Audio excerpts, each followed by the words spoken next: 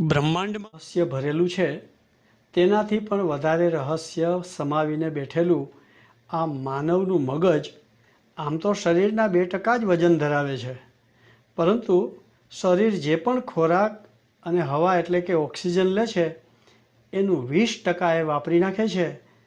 આ અમેઝિંગ અને અફલાતુન મગજની એક ન જાણેલી વાત એ છે કે આ મગજે કોઈ દિવસ હવાનો અનુભવ કરેલો નથી। ભલે આપણે મગજમાં હવા રાખીએ, મગજે કોઈ દિવસ આ દુનિયાનો પ્રકાશ પણ જોયો નથી।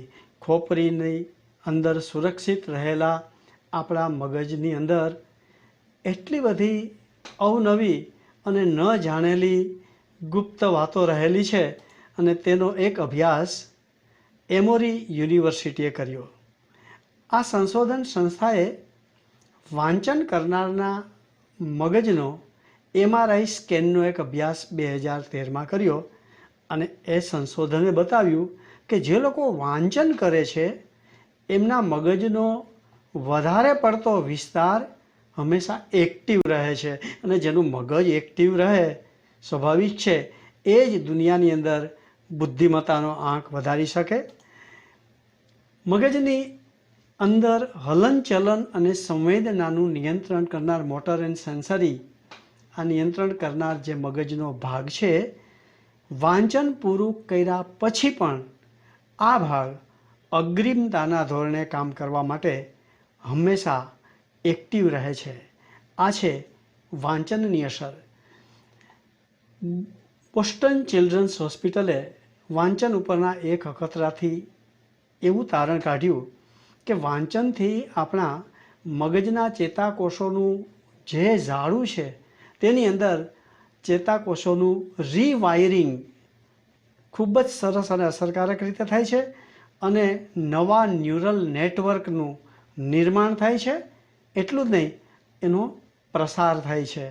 વાંચનની આ ઉપરાંતની એક અસર છે આપણા મગજની અંદર રહેલા વ્હાઇટ મેટરની અંદર, કે જે વ્હાઇટ મેટર આપણા ડાબા અને જમણા મગજને વચ્ચેના કોમ્યુનિકેશનને મજબૂત અને સુદૃઢ બનાવે છે।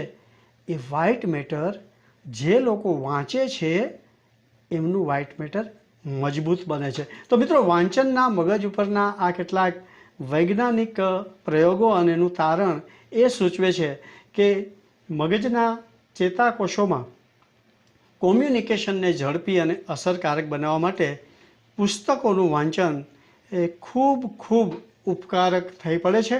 ખાસ કરીને બાળકના મગજનો વિકાસ જે અવસ્થામાં થઈ રહ્યો છે ત્યારે બાળકને વાંચીને સંભળાવવાથી બહુ મોટો ફાયદો થાય છે એવું તારતમ્ય પણ નીકળ્યું છે। બાળક જ્યારે વાંચેલું માતા કે પિતા પાસેથી સાંભળે છે ત્યારે તેની શ્રવણેન્દ્રિય અને એની જોવાની શક્તિ, આ બંનેનો એક સુંદર મજાનો તાલમેલ મગજમાં વિકસિત થાય છે, જે મગજના સર્વાંગીણ વિકાસ માટે ખૂબ જ જરૂરી છે। આપણા બાળકને વાંચનની ટેવ આપી આપણે એને માટેનું એક નવું જ વધુ વ્યાપક, વધુ તેજસ્વી, વધુ પ્રકાશમય અને ખુશીથી ભરેલું એક જગત આપણે આપી શકીએ છીએ।